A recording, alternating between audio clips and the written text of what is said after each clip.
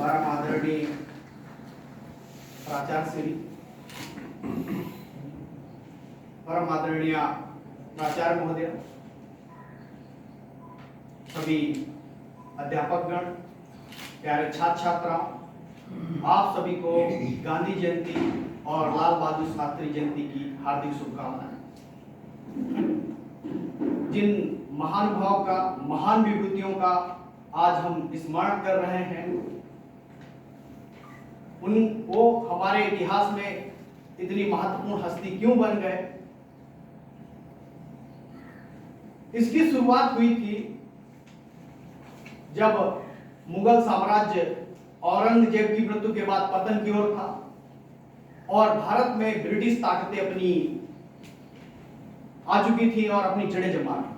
1757 का प्लासी का युद्ध और 1764 का बक्सर का युद्ध के बाद उन्होंने भारत में एक खेल खेलना शुरू किया। जो भारतीय राजा थे उनकी सहायता करना और उनको दूसरे राजाओं से लड़वाना, बाद में उनसे व्यापार के अधिकार लेना। और उन्होंने एक बहुत अच्छा खेल ही खेला, शासन भारतीय राजा लोग करेंगे, जितना भी राजस्व होगा उसको वो कलेक्ट करेंगे, जनता को वो परेशान करेंगे, लेकिन शासन चूंकि राजा लोग कर रहे हैं तो जनता की उंगली किसके ऊपर जाएगी? अंग्रेजों के ऊपर नहीं जाएगी, राजाओं के ऊपर जाएगी। इस चीज को भारतीय राजाओं ने समझा और 1857 में बहुत बड़ा प्रतिरोध किया। लेकिन ये प्रतिरोध जो है कुछ ही स्थानों तक सीमित रहा, पूरे भारत में इसका प्रचार प्रसार नहीं हो सका। बाद में भारत में एक ऐसी पार्टी की स्थापना हुई जिसने भारत में अंग्रेजों की जड़ें हिला दी। लेकिन कायदे की बात यह है कि उसकी स्थापना किसी भारतीय ने नहीं की, कांग्रेस, एलन ऑक्टेवियन ह्यूम ने कांग्रेस की स्थापना की, जो एक अंग्रेज था। धीरे धीरे इस पार्टी के माध्यम से लोगों ने अंग्रेजों से राजनीतिक सत्ता अपने हाथ में लेने के लिए राजनीतिक भिक्षावृत्ति, एक शब्द आप यूज कर सकते हैं कि राजनीति में हमको भी पार्टिसिपेट करना, हमको भी पार्टिसिपेशन दीजिए, इसके लिए बहुत संघर्ष किए। और यह संघर्ष जो है आम पब्लिक तक नहीं पहुंचा। 1869 में भारतीय इतिहास में, भारतीय भूभाग पर, या आप कह दीजिए कि पूरे विश्व में एक ऐसे सूर्य का जन्म हुआ जिसने अपनी लालिमा से पूरे विश्व को प्रकाश में कर दिया, महात्मा गांधी। महात्मा गांधी का जन्म 2 अक्टूबर 1869 में गुजरात के पोरबंदर में हुआ। ये जब इनका जन्म हुआ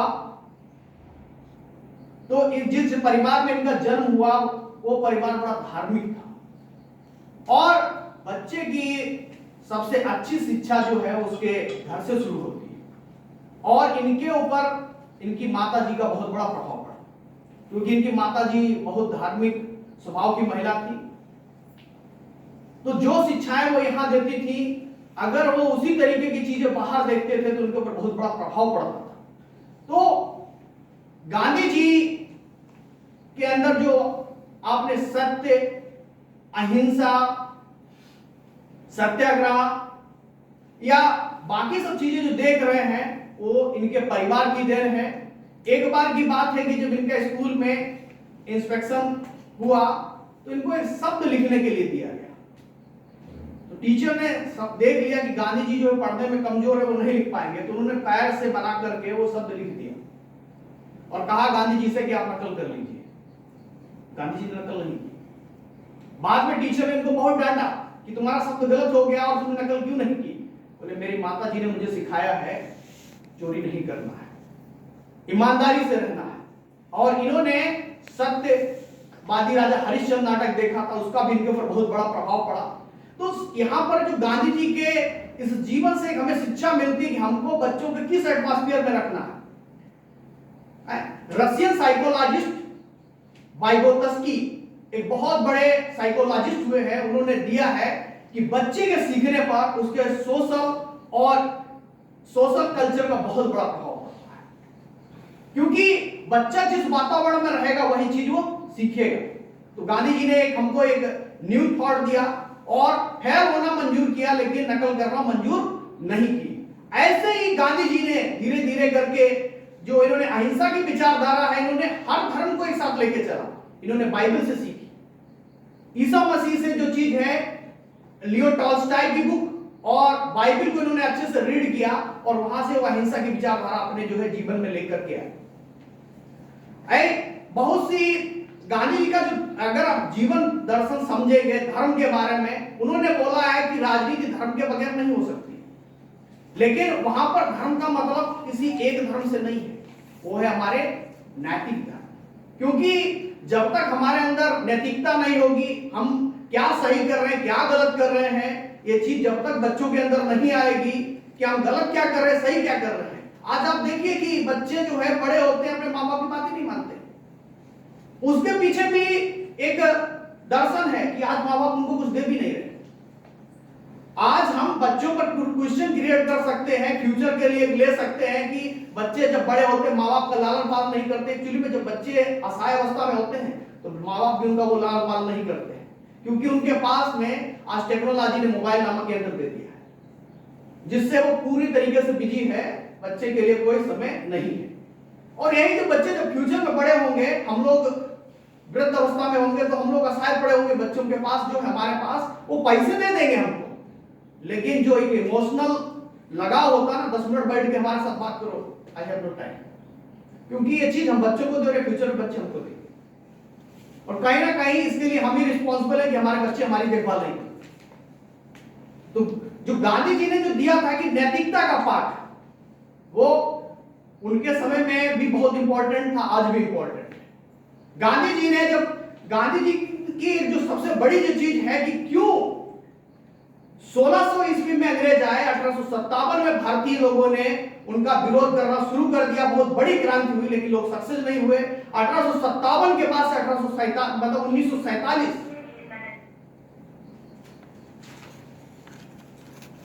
90 वर्ष हो गए। क्यों इतनी मतलब बाद में सफलता मिली? जब आप देखिए गांधी जी का आगमन देखिए, गांधी जी भारत में 1915 में आए, 9 जनवरी 1915 में भारत में गांधी जी का आगमन हुआ दक्षिण अफ्रीका से। इनको जो है गोपाल कृष्ण गोखले जी ने बुलाया था। जब ये भारत आए तो आने के बाद में इनका 1 साल का प्रोबेशन पीरियड था कि आप कोई भी राजनीतिक गतिविधि में भाग नहीं लेंगे, आपको भारतीय जनमानस को समझना है। गांधी जी क्यों सक्सेस हो गए, बाकी सभी राजनेता क्यों फेल हो गए? जब गांधी जी ने असहयोग आंदोलन चलाने की बात कही तो जितने भी जो भारत में राजनेता थे उस समय मतलब जो है अंग्रेजों से सत्ता हस्तांतरण की बात कर रहे थे या किसी तरीके से राजनीति में पार्टिसिपेशन की बात कर रहे थे। इन लोगों का आंदोलन सिटी तक ही सीमित था और ये लोग राजनीतिक पार्टिसिपेशन की बात कर रहे थे कि हमको इसमें भाग ले दीजिए। गांधी ने ऐसा नहीं किया। गांधी जी ने ये सब उन सभी विषयों को छुआ जो आम जनमानस से जुड़े हुए, जैसे किसान आंदोलन, सत्याग्रह, जो उनका पहला सत्याग्रह है बिहार में चंपारण से शुरू हुआ, किसानों की समस्या से जुड़ा हुआ। दूसरा जो उनका सत्याग्रह किया अहमदाबाद मिल आंदोलन, मजदूरों की समस्या से जुड़ा हुआ।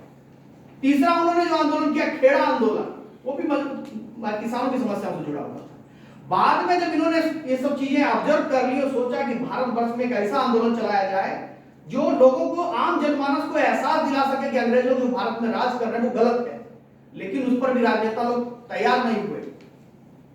जब इन्होंने 1919 में बात दी तो 1 साल तक 4 सितंबर 1920 को कलकत्ता के अधिवेशन में इस चीज पर सहमति बनी कि हाँ चीज शुरू करना चाहिए, लेकिन 1 साल तक कांग्रेस पार्टी में जो उस समय के तत्कालीन नेता थे आम सहमति नहीं बना सके कि आंदोलन शुरू करना चाहिए कि नहीं शुरू करना चाहिए। फिर दिसंबर 1920 में नागपुर में अधिवेशन हुआ कि जो है असहयोग आंदोलन शुरू करना है, तब जाकर के सभी लोगों की आम सहमति बनी, क्योंकि लोगों को डर था कि गांधी जी आंदोलन शुरू कर देंगे, हम राजनीति में भाग नहीं ले सकते।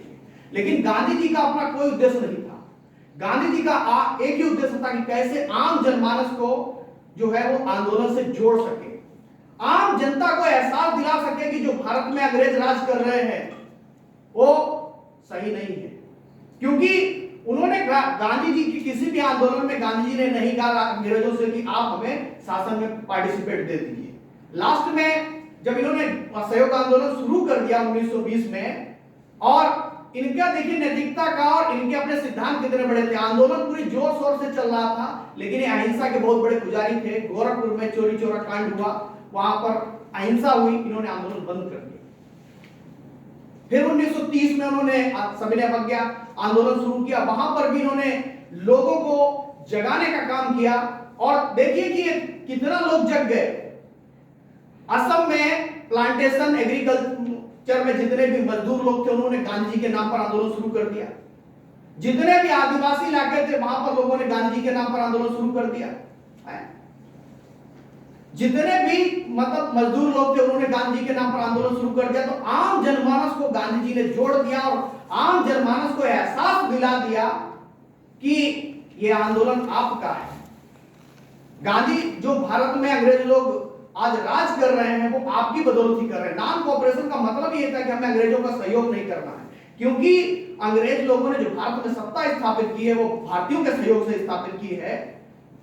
कोई विदेशी ताकत आकर के उन्होंने सत्ता स्थापित नहीं की, उनको तो मुट्ठी भर लोग आए थे, लेकिन धीरे धीरे भारतीयों के सहयोग से ही उन्होंने सत्ता स्थापित कर ली। अगर भारतीय लोग भी उसमें सहयोग नहीं करेंगे तो धीरे धीरे क्या होगा, क्रमिक रूप से अंग्रेज लोग ने जो शासन सत्ता स्थापित की है वो टूटती जाएगी और लास्टली हम स्वतंत्र हो जाएंगे। वही गांधी जी ने किया, धीरे धीरे लोगों को जोड़ दिया, धीरे धीरे करके हर मतलब 10 साल में 15 साल में आम जनमानस को जगाते हुए आंदोलन चलाते रहे। 1930 में जब सविनय अवज्ञा आंदोलन को एक चीटिंग की गई, इनको गोलमेज सम्मेलन, जब देखा गया कि आंदोलन पूरे भारत में अच्छे से फैल गया, तो इनके साथ चीटिंग की गई। इनको गोलमेज सम्मेलन में लंदन बुलाया गया कि आप आंदोलन समाप्त कर दीजिए, हम आपकी मांगे मान लेंगे। लेकिन वहां देखा कि कोई मांगे नहीं मानी गई और इनको पुनः भारत वापस आना पड़ा। तब तक आंदोलन कमजोर पड़ चुका था। फिर से 1942 में इन्होंने भारत छोड़ो आंदोलन चलाया और लोगों को एहसास करा दिया कि आप डू और डाई, आपको स्वतंत्रता लेनी ही है। तो आप सोच लीजिए, 1917 में गांधी जी ने इंटर किया और 1947 में देश आजाद हुआ। 30 साल में देश आजाद करा। क्यों? क्योंकि इसके पीछे गांधी जी की सबसे बड़ी स्ट्रेटजी थी कि आम जनमानस, जैसे नमक सत्याग्रह जो किया, वो भी क्या है कि सबकी जुड़ी हुई समस्या है। हर देश का हर आदमी इस चीज को महसूस करे कि अंग्रेज जो है वो किसी एक की समस्या नहीं है, वो सभी की समस्या है। इसीलिए गांधी जी ने कभी भी राजनीति में डायरेक्टली इंटर नहीं किया।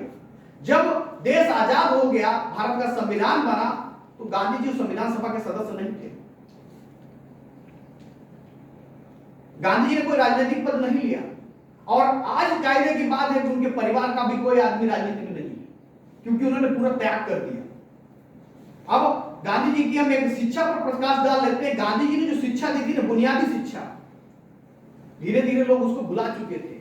आज जब न्यू एजुकेशन पॉलिसी आई तो लोग उस चीज को महसूस कर रहे हैं कि बुनियादी शिक्षा कितनी जरूरी है। आज जो स्किल एजुकेशन सीबीएसई ने लागू किया है, वो बुनियादी शिक्षा का एक पार्ट है। आज जो न्यू एजुकेशन पॉलिसी बनी है, गवर्नमेंट भी इंफेसाइज दे रही है कि जो प्रारंभिक शिक्षा है वो मातृभाषा में दी जाए। गांधी जी का भी यही मतलब था कि जो मातृभाषा, जो प्रारंभिक शिक्षा है वो मातृभाषा में दी जाए, क्योंकि बच्चे जितना अपने माँ से सीखते हैं, अपने परिवार से सीखते हैं, उतना जो है एक नई चीज उनके ऊपर लागू कर दीजिए तो वो क्या होगा, बड़े होंगे, उनके अंदर आधारभूत ज्ञान नहीं होगा, वो एक दौड़ में शामिल हो जाएंगे, जिस दौड़ में वो दौड़ भी सकते हैं, गिर भी सकते हैं, पीछे भी छूट सकते हैं। लेकिन अगर उनको उनकी भाषा में शिक्षा दी गई, उनके जो है सिद्धांतों में शिक्षा दी गई, तो वो एक अपनी जड़ से मजबूत कर सकते हैं। और वो जब आदमी की जड़ मजबूत हो सकती है तो बिल्डिंग कितनी भी बड़ी खड़ी हो सकती है। किसी पेड़ की जड़ मजबूत है, बिल्डिंग पेड़ कितना भी ऊंचा जा सकता है। तो यही गांधी जी के जन्म दिवस पर आज जो है हमारा वक्तव्य है और एक सेंटेंस के साथ आए। देवी हमें आजादी बिना खड़ग बिना ढाल, साबरमती के संत तूने कर दिया कमाल। इन्हीं शब्दों के साथ मैं अपना वक्तव्य समाप्त करता हूं। जय हिंद, जय भारत।